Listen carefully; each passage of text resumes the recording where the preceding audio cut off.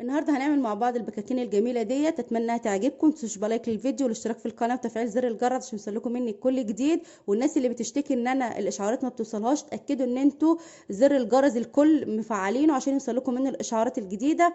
هقول لكم ايه الفرق بين البكاكين والقرص الفلاحي وليه تطلع معاكم. حتى لو كنت مبتدئه او حتى لو كنت اول مره تعمليها هتطلع معاكي شايله وجميله وفي نفس اللون الجميل اللي احنا شايفينه ده، وتطلع معاكي قلبها فاضي ومفرغ زي ما احنا شايفين كده. تقدري تحشيها، تقدري تعمليها لاولادك حتى لو احنا في مدارس. تحفه تحفه. كيلو دقيق ما شاء الله عمل معانا كميه كبيره ولسه كمان في صاج في الفرن. تدعموني بقى باللايك والاشتراك، وتعالوا نشوف الطريقه على طول. واي سؤال اكتبوا لي في التعليقات وان شاء الله انا هرد عليكم. بشكركم وتعالوا نشوف الطريقه على طول. إن الله وملائكته يصلون على النبي يا أيها الذين آمنوا صلوا عليه وسلموا تسليما. السلام عليكم، اهلا بيكم في مطبخ ام شريف. صباح الفل عليكم، يومكم ان شاء الله كله خير وبركه باذن الله. هنقول بسم الله ونصلي على رسول الله عليه الصلاه والسلام. وهنعمل مع بعض النهارده البكاكين، طلبتوها مني كتير، وهقول لكم ايه الفرق ما بينها وما بين القرص الفلاحي وليه ما بتقبش معاكم، وايه الفرق ما بينهم. العجينه تعتبر شبيهه ببعض لكن في اختلاف بسيط. هقول لكم عليه واحنا شغالين. بس لو لسه بتتفرجوا لحد دلوقتي وما حطوش لايك للفيديو، لو سمحت حطوا لايك للفيديو وان شاء الله الطريقه هتعجبكم. ولو عندكم اي سؤال او اي استفسار انا ما قلتوش في الفيديو، اكتبوا لي تعليق وانا ان شاء الله برد على التعليقات وبهتم بيها جدا جدا. هنقول بقى الوصفه معانا. انا هعمل كيلو دقيق. اول حاجه انا بديتها، جبت شويه نص كوبايه ميه دافيه اهيت، وحطيت عليها معلقه كبيره من الخميره الفوريه اهي، وسبتها تتفاعل بالشكل ده عشان تنجز معايا العجينه شويه. دي اول حاجه عملتها. تاني حاجه، انا معايا كيلو دقيق هياخد كوبايه من السمنه او سمنه على زيت. دي سمنه بلدي معايا، سيحتها اهي معايا نص كوبايه، وهكمل كمان بنص كوبايه من الزيت اهو. يبقى كده معايا كوبايه سمنه على زيت. حابه تخليها زيت بس، حابه تخليها سمنه بس، حابه تخلطيها براحتك. بس اهم حاجه الزيت اللي تكونوا بتستخدميه للمعجنات يكون زيت نوع كويس وما يكونش ليه ريحه. ولو عندك زيت تموين مفيش مشكله اعملي بيه، بس زيت التموين بيبقى اوقات بيبقى كويس واوقات بيبقى فيه ريحه شويه كده. فشوفي الزيت اللي عندك هيبقى عامل ايه، لو كويس اشتغلي بيه مفيش اي مشكله. كيلو الدقيق معايا معلقه صغيره من البيكنج باودر، ومعلقه من السكر عشان خاطر الخميره تتفاعل معانا برضو، ومعايا معلقه صغيره من الملح. ده اللي انا حطيته على الدقيق، ومعلقه خميره زي ما قلت لكم على نص كوبايه ميه دافيه، وكوبايه سمنه على زيت، ومعايا نص كيلو لبن سبته من امبارح اهوت. بصوا عمل ازاي اهو. طبعا دي القشطه بتاعته اللي على الوش، وسبته لحد ما راب بالشكل ده اهو. راب اللي هو راب خفيف، مش راب كأننا هنعمل جبنه. يا دوبك بيته ليله بس كده لحد ما اللبن بتاعه تماسك شويه. لو عندك حليب اعملي بالحليب، بس اللبن الرايب بيدي طراوه للعجينه اكتر من اللبن الحليب. ممكن تحطي علبه زبادي على اللبن الحليب مفيش اي مشكله. كده انا قلت يعتبر كل حاجه.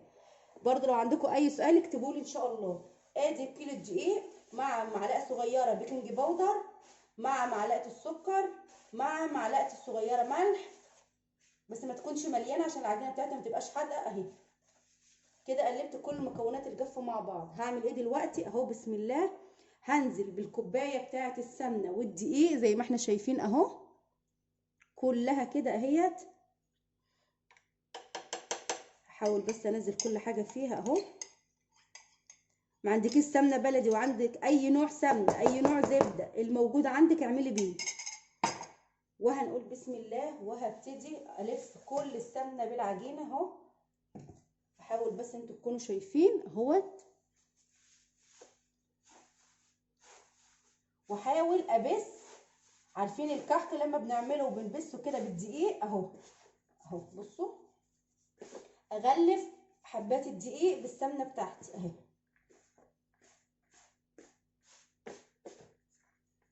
ما بين ايدي كده اهوت لحد ما اخليها زي الرمل المندي اهو، وما اخليش فيها كتل خالص. طبعا العمليه دي هتاخد مني مثلا حوالي دقيقتين 3، اصبر عليها مفيش اي مشكله. حتى لو خدت 5 دقايق مني، المهم ان انا ابس العجينه كويس قوي. هفصل الفيديو وهعملها شويه عشان ما اطولش عليكم الفيديو.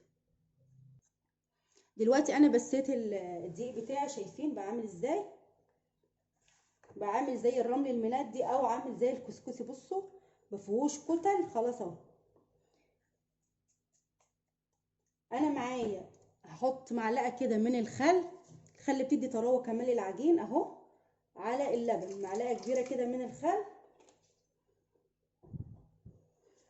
وهبتدي اقلب اللبن بتاع الرايب ده اهو. بصوا عشان ما يبقاش كتل، واخد كل القشطه والحاجات اللي فيه. شايفين اللبن بتاعي عامل ازاي؟ بصوا اوريكم لبس اللبن اهو. هنزله اهو، شايفينه؟ طبعا لو انت ما عندكيش دقيق تقدري تخلي شويه، تحطي اللبن شويه بشويه اهو. وهضيف كمان معاهم الخميره. انا كده كده بخلي شويه دقيق عندي احتياطي عشان لو لقيت العجينه محتاجه دقيق اضيف لها دقيق. بس كده. هبتدي بقى الم العجينه بتاعتي اهي.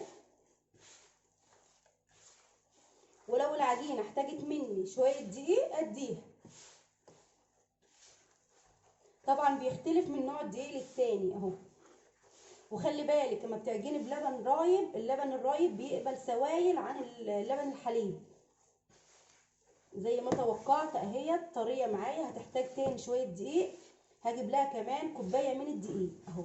لو انت ما عندكيش دقيق تاني عشان ما تبقاش العجينه لينه معاكي وتقولي ما عنديش دقيق، تضيفي اللبن شويه بشويه. بصوا العجينه معايا طريه بس ريحتها جميله جدا من اللبن الرايب والقشطه.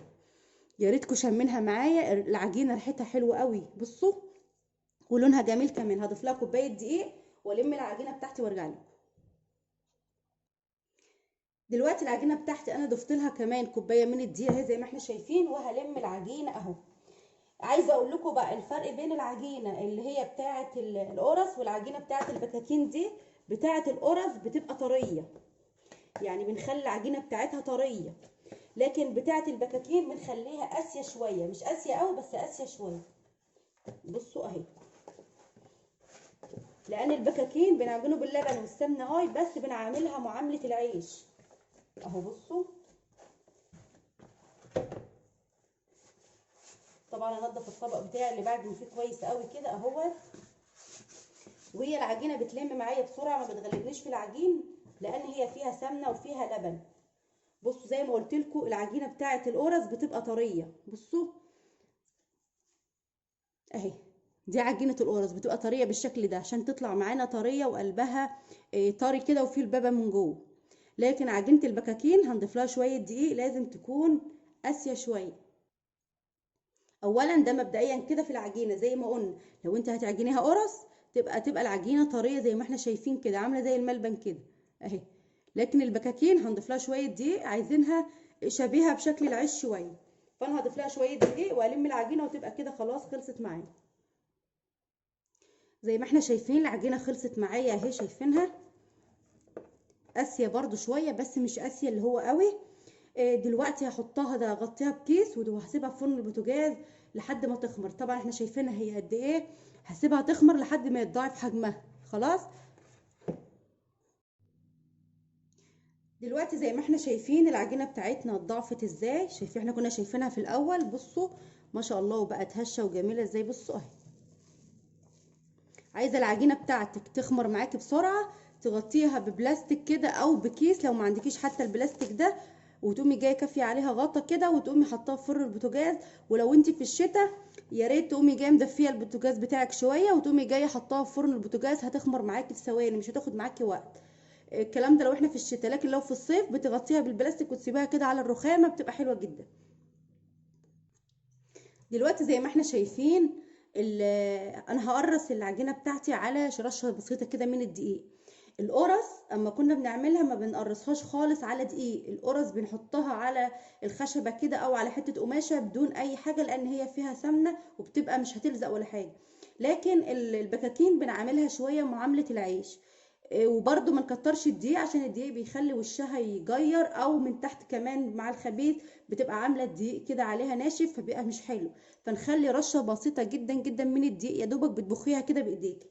طبعا بنقطع الحجم اللي احنا عايزينه. هنقول بسم الله الرحمن الرحيم اهو. بصوا بلم العجينه كده واخليها ناعمه معايا اهي. حلو بالنسبه لي الحجم ده قوي اهو. الف العجينه كده اهي. الحجم ده بالنسبه لي حلو جدا. طبعا انا هحط كده بالتدريج واحده جنب واحده، عشان اما اجي ابطط برضو اخد من اول واحده عملتها لحد يعني اخد من هنا كده بالتدريج، عشان تشيل معايا بسرعه، وفي نفس الوقت كمان ما تغلبنيش في التبطيط وتتبطط معايا بكل سهوله. طبعا انا هكمل كميه كده وارجع لكم عشان ما اطولش عليكم الفيديو.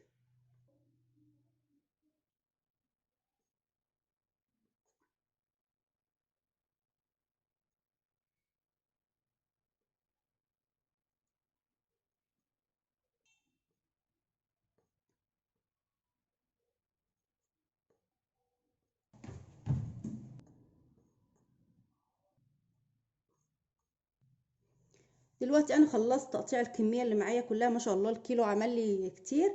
دلوقتي هغطيها كويس قوي زي ما احنا شايفين اهو، وهسيبها ترتاح حوالي 10 دقايق، وبعد كده نيجي نفردها مع بعض. دلوقتي احنا هنفرد العجينه مع بعض. زي ما احنا شايفين انا جبت حته قماشه اهيت وفردتها. قلت لكم ان البكاكين بتتعامل معامله العيش. دلوقتي لو انا بعمل قرص ببطط على طول في الصاجات وبركنها، واول ما الصاج ما بلاقيت رفع معايا تاني بسخن الفرن وبدخله عليها على طول. لكن البكاكين ما ينفعش نتعامل معاها كده زي القرص. انا هبططها كده كلها على قماشه زي ما احنا شايفين، وببططها على شويه بساط جدا من الدقيق. هنشوف مع بعض. طبعا زي ما قلت لكم باخد من اول ما قرصت لحد يعني ببتدي واحده واحده كده، باخد رشه شايفين حاجه بسيطه جدا من الدقيق، وبمسح ايدي بس اهو، عشان ايدي بس ما تلزقش في العجينه. وطبعا العجينه مش محتاجه نشابه ولا حاجه، لكن لو حابه تعمليها بالنشابه مفيش اي مشكله اهو.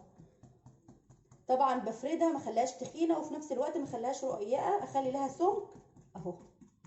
شايفين ما فيهاش دقيق، ما احطش دقيق على الوش عشان خاطر القرص بتاعتي ما يطلعش وشها مغير ومش بيلمع كده وحلو. شايفين القرصه مدوره وجميله ازاي اهو.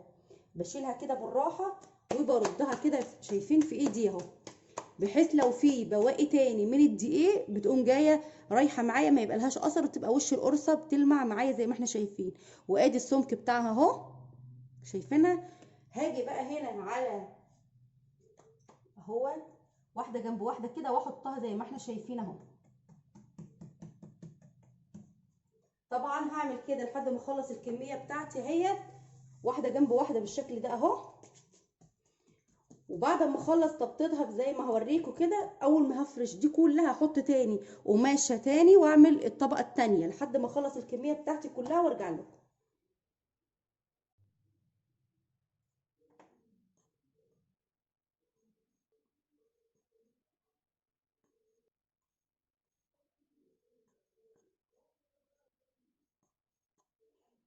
زي ما احنا شايفين كده انا خلصت الكميه بتاعتي اهي. الطبقه الاولانيه هجيب الفوطه التانيه وهفردها برده زي ما احنا شايفين اهو، وهعمل عليها الطبقه التانيه بالشكل ده اهو.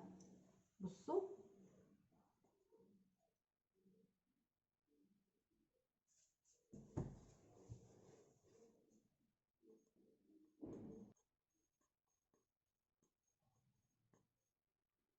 دلوقتي انا خلصت الكميه بتاعه القرص كلها اللي عندي. هغطيها كويس قوي وهسيبها حوالي 10 دقايق او ربع ساعه لحد ما تخمر تاني، مكان بقى ما ضيعنا الخمر بتاعها والتبطيط والكلام ده، عشان تطلع معانا شايله وقبه. ما ينفعش خالص بعد ما اخلص كده يعني بعد ما فردتها اخبزها على طول، هتطلع مبلطه وملهاش اي شكل. فلازم اسيبها ترتاح على الاقل خالص 10 دقايق ربع ساعه، بس لازم اغطيها عشان وشها ما ينشفش.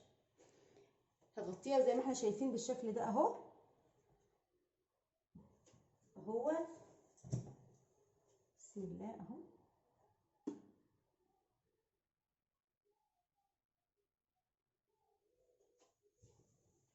هسيبها وبعد 5 دقايق هولع الفرن عشان اسخنها. دلوقتي هنخبز البكاكين بتاعتنا. اهم حاجه دلوقتي عشان البكاكين بتاعتك تطلع شايله وجميله، انا حطيت الصاج بتاعي في الفرن لحد ما سخن خالص وطلعته اهو زي ما احنا شايفين. ما ينفعش البكاكين احطها في الصاج وهو بارد، هيطلع مبلط زي ما هو. زي ما قلت لكم احنا بنعامله معامله العيش، لازم يخش على درجه حراره عاليه. انا ولعت الفرن على اعلى درجه، ولعت من فوق ومن تحت، والصاجه ديت هتبقى في الرف اللي هو قريب من ارضيه الفرن. دلوقتي الفرن الصاجه دي سخنه جدا، هرص فيها طبعا هاخد من اول واحده عملتها بالشكل ده اهو، بسم الله، وبالراحه وانا بشيلها اهوت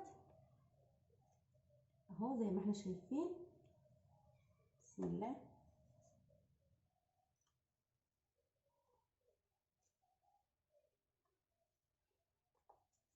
بالشكل ده هدخلها الفرن.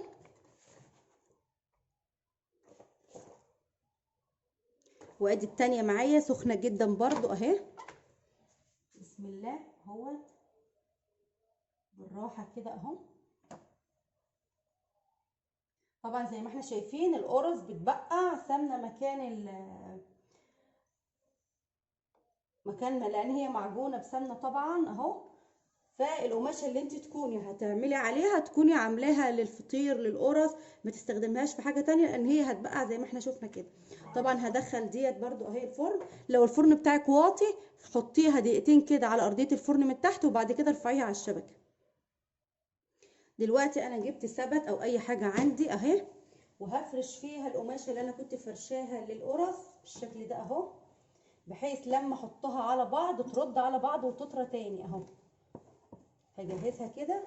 طبعا السبت مخرم زي ما احنا شايفين، وهغطيها معايا لما تطلع من الفرن عشان تطلع طريه، بحيث ان انا لسه عندي قرص تانية هفضي الصاجات واخبز فيها تاني.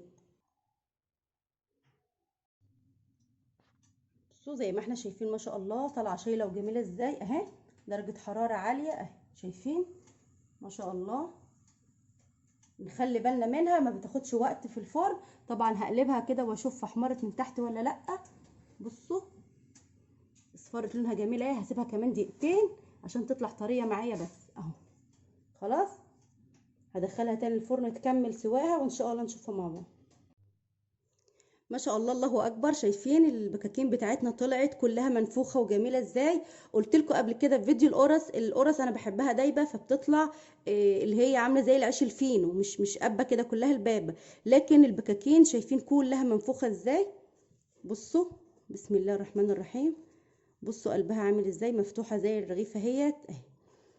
العجينه سهله وقريبه من بعض، بس الكام تكه اللي قلنا عليهم دول بيفرقوا فعلا في العجينه. شايفين اللبابه بتاعه العيش عامله ازاي، وقلبها فاتح وزي الفل، وكلها واخده لون شكل بعضها. ريحه السمنه البلدي بجد مخليها حلوه جدا جدا. لكن لو ما عندكيش سمنه بلدي طبعا اعملي باي حاجه عندك، مش هتقول لا، بس طبعا الحاجه البلدي بتبقى حلوه. شايفه كلها مفيش حاجه اسمها مش شايله اهي، شايفين كلها قبه اهيت. طبعا انا كنت بحطها كده فوق بعضها عشان خاطر تطرى. بصوا احلى بكاكين دي ولا ايه، شايفينها كلها اهي. في صاج كمان عايزه اقول لكم لسه في الفرن، يعني ما شاء الله عملت كميه كبيره، بس انا حبيت اخلص معاكم الفيديو على ما يطلع براحته. الخبيث كله جميله، اتمنى انها تعجبكم. متنسوش بقى لايك للفيديو، اشتراك في القناه، وتفعيل زر الجرس عشان يوصلكم مني كل جديد. والناس اللي بتسال انا بتاخر في فيديوهات، انا مش بتاخر في فيديوهات. انتوا اتاكدوا ان زرار الجرس الكل انتوا مفعلينه عشان يوصلكم مني الاشعارات، لان في ناس كتير بتشتكي ان ما بيوصلهاش اشعارات مني. خلاص اتمنى بقى انها تعجبكم. متنسوش لايك للفيديو بالله عليكم، انا بتعب جدا في الفيديوهات. بشكركم جدا، والى اللقاء ان شاء الله في فيديو جديد.